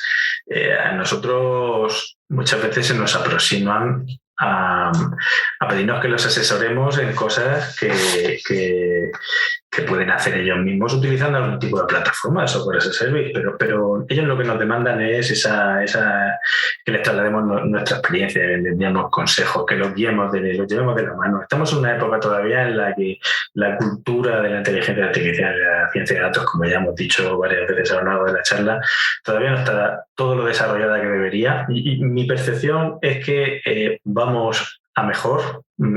Cada vez hay más interés en saber y hay más conciencia del desconocimiento, que eso también es importante, ¿vale? Cuando las empresas saben que desconocen algo que se está cociendo y que es algo que puede darles una oportunidad competitiva, pues ya han dado el primer paso para aprenderlo y para corregir el error. Y claro, ese primer paso, si lo puedes dar yendo de la mano de alguien que te guíe, que te ahorre los tropiezos más simples, ¿no? más fáciles de caer, pues se agradece. Evidentemente, pues llegamos a lo que estábamos comentando antes, que para el software as a service llegará su momento, pero todavía yo creo que Yo coincido en que todavía el software as a service es todavía un poco complicado, aunque sí que se está ofreciendo. Es decir, realmente hay empresas pues, que lo están ofreciendo pues desde Amazon, Microsoft y muchas de ellas ya de alguna manera están ofreciendo estos algoritmos para poder hacer tus pinitos, pero creo que es más lógico quizás otro camino un poco más aplicado. Por ejemplo, quiero comentar en la Comisión Europea, pues a través de, digamos, del Instituto Tecnológico Europeo, a través del EIT Manufacturing, EIT Digital, pues ha puesto, por ejemplo, una serie de testbed donde las empresas productivas pueden tener unos plug and play que llevar a su fábrica o a llevar a sus procesos a un bajo coste, muy bajo coste, para poder de verdad probar si esa inteligencia artificial les ayuda a ellos pues a ahorrar costes o a tener más ingresos. Este tipo de proyecto demostrativo creo que sí que es la vía, más que el software as a service, que aún no es el momento, porque como bien decía Ray, el cliente no tiene tiempo de maquetarse o de definirse cuál puede ser el uso que él quiere de ese sistema. Uh-huh. Muy interesante. Bueno, ha ganado por goleada o ha perdido por goleada el software as a service. Así ha quedado la cosa. Vale, al menos hoy, Horacio. Todo al menos hoy. Quemar etapas. Todo es quemar etapas. Eso es. Exacto, por ahora, ¿verdad? Ya hablaremos. Yo lo que espero, a mí me gusta mucho el software as a service. Yo espero que algún día venga alguien tipo... Voy a poner un ejemplo, creo que no es el más adecuado, pero bueno, yo creo que la idea pues se coge con él. Estábamos en algún momento de 2007, ¿vale? Vino un señor y presentó una tecnología. Bueno, una tecnología. Empaquetó una serie de tecnologías que de per se, bueno, no es que fueran especialmente complicadas de utilizar, pero las puso todas en un dispositivo. Ya a lo mejor os imaginéis de quién estoy hablando. Estoy hablando de Steve Jobs, de la presentación del iPhone, que no lo digo porque sea fanático de Apple ni todas estas cosas, pero para mí fue un momento en que democratizó un montón el uso de ciertas tecnologías y que luego, bueno, hoy todo el día tiene un smartphone con su pantalla y puede hacer una serie de cosas que si nos vamos, por ejemplo, al año 2006, recuerdo yo en el año 2006 tenía un móvil de Nokia, no me acuerdo el que era, Nokia S60 o algo así, la verdad que no lo sé, y pretendía ser un modelo wannabe tipo lo puede hacer todo. Y eso era un infierno, eso es un infierno, eso era imposible de utilizar, tenía botones muy pequeños, la interfaz de usuario, todo fallaba. Luego cuando salió el iPhone, el cambio a nivel de interfaz de usuario fue brutal y bueno, es lo que, aunque estén diferentes marcas, Samsung o lo que sea, a día de hoy es algo que se ha democratizado bastante. Entonces yo no descartaría que pueda haber algo así que no ha llegado todavía, como estáis comentando, a la hora no de las tecnologías de Machine Learning en sí, sino y de análisis de datos en general, porque no es el Machine Learning la única tecnología de análisis de datos, pero sino de otra cosa muy importante que habéis comentado y que es la interfaz de usuario y cómo un usuario por sí mismo, sin tener muchos conocimientos, podría utilizar fácilmente todos estos algoritmos, todas estas cosas. Pero bueno, ahí queda todavía muchísimo por venir y por descubrir y ojalá llegue pronto. Muy bien, pues hablando de todo esto, ¿qué os parece si por ir terminando, por comentar qué pensáis que está por venir en los próximos 10 años en análisis de datos, inteligencia artificial, todo lo que lo rodea? En mi opinión, yo creo que lo que va a venir es la ubicuidad. Es decir, la existencia de tecnología que nadie sabe que está. Cuando hablo de tecnología de análisis de datos. Nos lo encontraremos por todos los lados. Y se estarán tomando decisiones de manera automática, aceptadas por la comunidad y volverá entonces a perder valor lo que ahora consideramos de alto valor. Y habrá que volver otra vez a luchar por aquello, a descubrir por aquello que ahora vuelve a tener sentido. Nuevas maneras de analizar los datos, nuevas maneras de capturarlos, nuevas maneras de explotarlos, de aprovecharlos, no lo sé.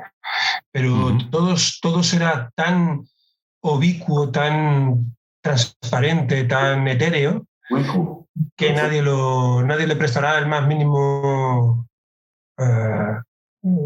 milisegundo de sus neuronas. Y ahí estarán, como están ahora, 1000 tecnologías que nos están rodeando y que no les estamos dando ni un poco de cariño.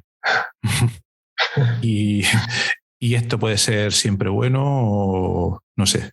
Yo no sé si es bueno o malo, es la naturaleza humana. Es la naturaleza humana, exactamente. Cuando nos acostumbramos a una cosa, deja de ser valioso, está ahí, nos preocupamos por ella relativamente y ya está. Y ya está. Nadie se preocupa ahora por la wifi, por qué grande, qué gran valor tiene la wifi. Y ahí está, y es fundamental para que estemos todos aquí. Es que ya lo damos por sentado. O sea ese es un buen ejemplo. Yo enlazo lo que ha dicho con Ray, enlazo mi propuesta por lo que vendrá con lo que Ray dice. Yo creo que esa ubicuidad, multiubicuidad puede ser también, tiene que tener una capa de responsabilidad. Es decir, se le va a pedir igual a IA, igual que en un momento dado se le ha pedido a otras tecnologías, que demuestre su competencia responsable. Es decir, realmente se le está pidiendo que tome decisiones, pero creo que ya no se le va a permitir tanto que sea una caja negra de por qué ha tomado como se vende ahora. No, es que el sistema, el algoritmo es una caja negra. No. Se le va a pedir que de alguna manera pueda demostrar que es auditable, es decir, que realmente ante determinados estímulos responde de forma auditable. Se lo estamos pidiendo a las personas que tienen responsabilidades y se le va a pedir a la IA. Yo creo que eso va a venir y va a venir pronto. Bueno, ya hay regulación en la Unión Europea que está atendiendo a eso, pero por practicidad va a venir en Estados Unidos, va a venir en China. Creo que va a venir. Sí. José Miguel, Julio. Yo creo que el futuro está en lo que explicaba ahora Antonio, en tema de la inteligencia artificial explicable. O sea, que tú llegues a un resultado, a una conclusión y poder explicar ese resultado. Va a ser algo importante. El futuro está también en la ética de la inteligencia artificial. Hoy estamos muy demandados, muy, ¿cómo se dice? O sea, cuestionados con el tema de la ética por las decisiones que toma la inteligencia artificial. Yo creo que anda por ahí las cuestiones, la ética, la explicación de las decisiones. O sea, es lo que llamamos caja blanca y caja negra. Hoy tenemos algoritmos de caja blanca, pero sabemos que los que mejores resultados dan son los de caja negra. Entonces hay que explicar, hay que auditar, hay que saber por qué se llegó a esa conclusión. Creo que por ahí anda el futuro y, por supuesto, con toda la incorporación de la tecnología de esta 5G, o sea, de la Internet de las cosas, incorporándose a nuestras vidas, hasta desde sensores que tengamos, monitoreando la salud, hasta en todo lo que en todo diario, ¿no? En todo el trabajo que hacemos diariamente. Creo que por ahí andan las cosas más o menos. José Miguel. Ray, decías antes que no le damos valor a la wifi. Quítale la wifi a tu hijo cuando está viendo los dibujos, verás tú si le da valor o no le da valor. Eso está clarísimo. Eso está clarísimo. El problema es cuando no somos conscientes del valor. Sí. Esa es la gran cuestión. Sí, pero sí, es obvio que... No, era un chiste, pero sí, el mensaje yo creo que ha lanzado era claro y yo coincido con él. A mí me gusta mucho lo que contáis, Antonio y Julio, sobre la ética y la explicabilidad. A mí, yo estoy totalmente de acuerdo de que eso va a dar en los próximos años muchos quebraderos de cabeza, también va a dar muchas alegrías y esto es importante, va a dar también mucho trabajo, ¿eh? Vamos a tener que ocuparnos de esto, vamos a tener que remangarnos, es algo que ahora mismo estamos dejando ahí un poco de lado y nos vamos a tener que ocupar de esto y además, y esto también es curioso, vamos a tener que requerir de perfiles que podríamos llamar exóticos, ¿no? Que es algo que yo también estoy percibiendo mucho cuando tú ves por congresos y reuniones y demás. Cada vez hay más gente de un perfil más sociológico, ¿no? Gente que ha estudiado Derecho, que ha estudiado Sociología, que ha estudiado Política, Filosofía, que se interesan por la inteligencia artificial y que son muy productivos, muy eficientes, ¿no? No son simplemente curiosos o aficionados, se están dedicando a esto y es que esta gente va a ser muy importante para poder resolver los retos que estáis comentando sobre la ética y la explicabilidad de los modelos. No hace falta una mezcla de sociología y de tecnología que posiblemente a nosotros, los que tenemos un perfil más técnico, se nos escape. Y luego, por otra parte, lo que comentaba Ray, yo estoy de acuerdo contigo de la ubicuidad de la inteligencia artificial, pero yo lo diría con otras palabras que también he hecho referencia ya antes, que es lo de la era de la implementación de la que hablaba Kai Fu Lee. Yo creo que eso es lo que nos va a ocupar en los próximos años. Vamos a tener que poner la inteligencia artificial en producción y vamos a necesitar de potencia de cálculo, vamos a tener que distribuirla, vamos a tener que ponerla en los dispositivos embebidos muy cerca del usuario final, vamos a tener que ponerla en la nube, vamos a tener que ponerla en el edge, ¿no? En el borde entre la nube y el usuario final. Vamos a tener que utilizar 5G para canalizar enormes cantidades de información que tendremos que procesar en los distintos lugares. No sé, eso es un reto titánico.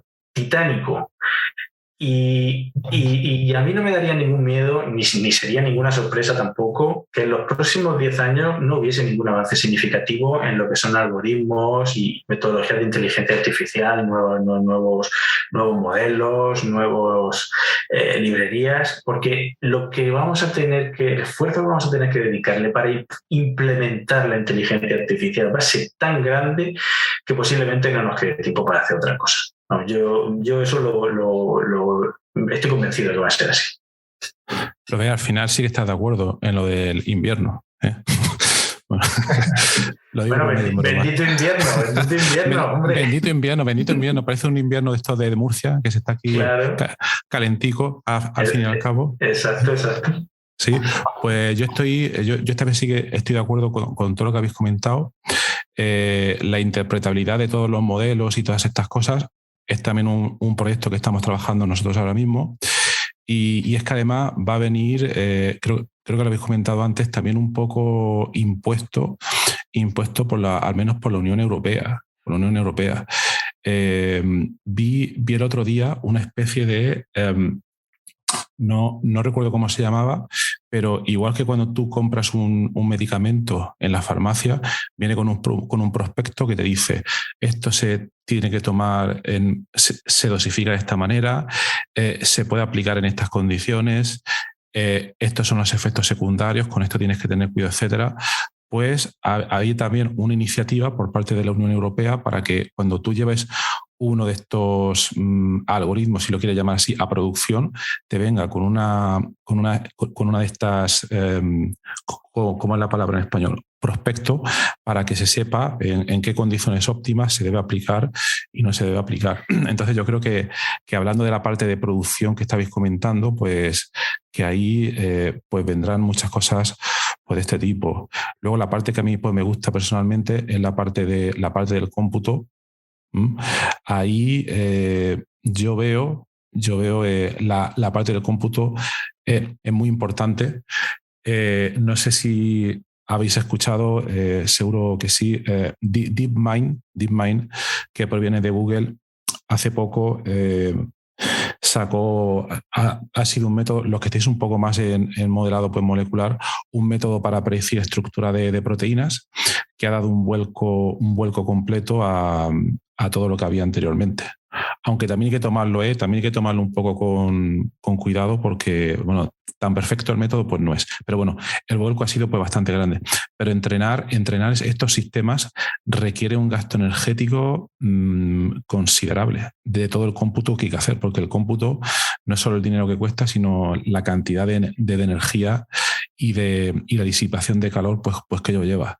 Entonces, yo espero que la parte de cómputo, de supercomputación, llamadlo como queráis, que avance significativamente en los próximos años, tanto para reducir ese consumo energético, que hay cosas que se están empezando a ver. Por ejemplo, otra vez me voy con Apple, que me parece que me están pagando, pero si habéis visto la última presentación de portátiles de Apple, incorporan unos chips, el M1 y todas estas cosas, que energéticamente les dan vueltas a los de Intel y otras compañías.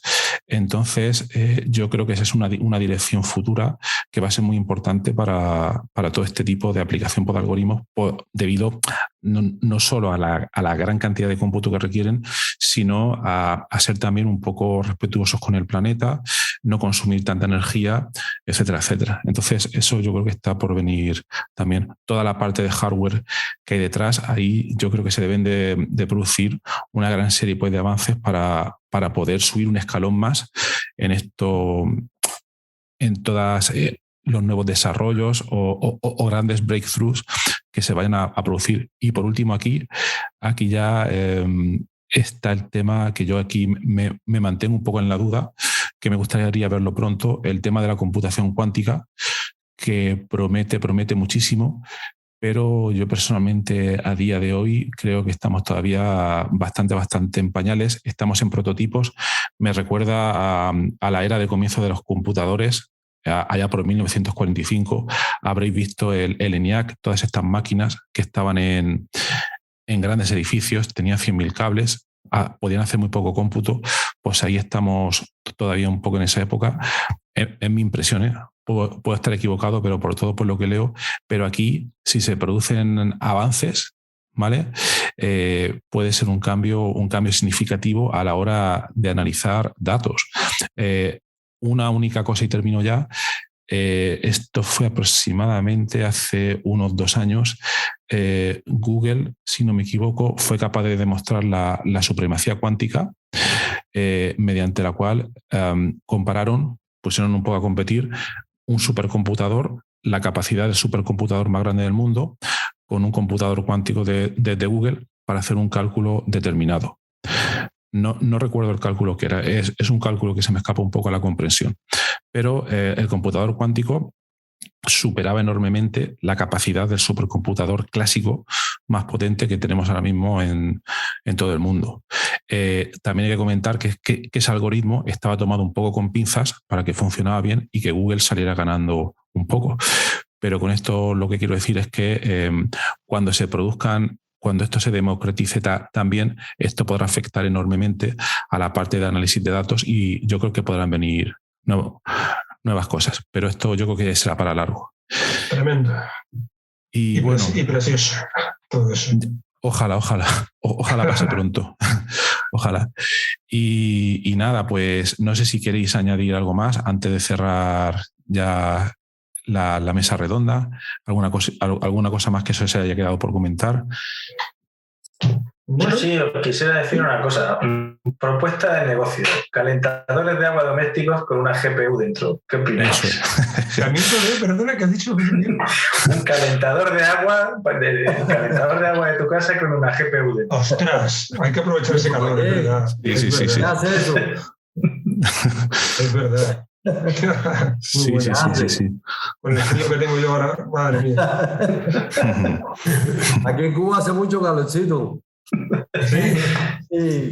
Aquí no, aquí hace fresquito, Julio. Hasta en Murcia hace fresco ahora mismo. Sí. Un poco bueno, pues muy bien. Pues entonces, si os parece, vamos a cerrar ya. Muchas gracias a todos por la asistencia, por las opiniones tan interesantes que habéis dado. Y a mí el único problema, el pero que se me queda, que la discusión que hemos abierto, había muchos puntos por donde profundizar y seguro que hubieran salido cosas súper interesantes, pero el tiempo es finito, a menos que la inteligencia artificial lo cambie en los próximos años. Son ya las 12:20 y ya se va haciendo un poco tarde. Entonces, nada, muchas gracias a todos.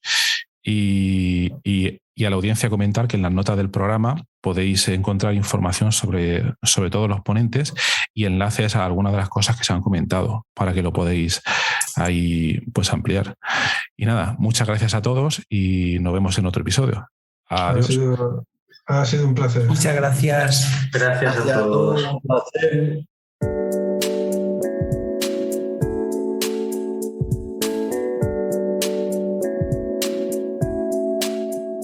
Gracias por estar ahí y por haber escuchado otro episodio de mi podcast Investigando la Investigación.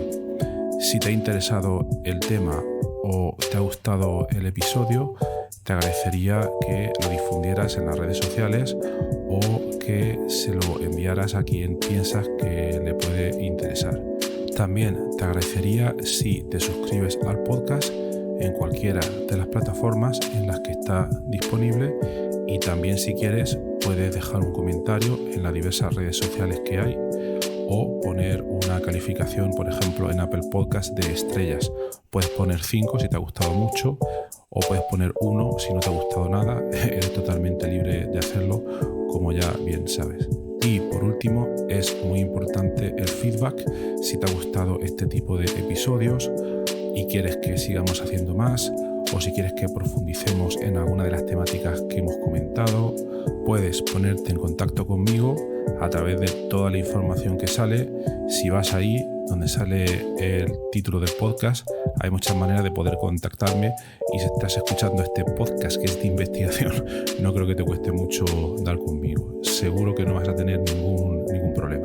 Lo dicho, un placer que estés ahí escuchándonos, y espero que vuelvas a escucharnos en el próximo episodio. Adiós.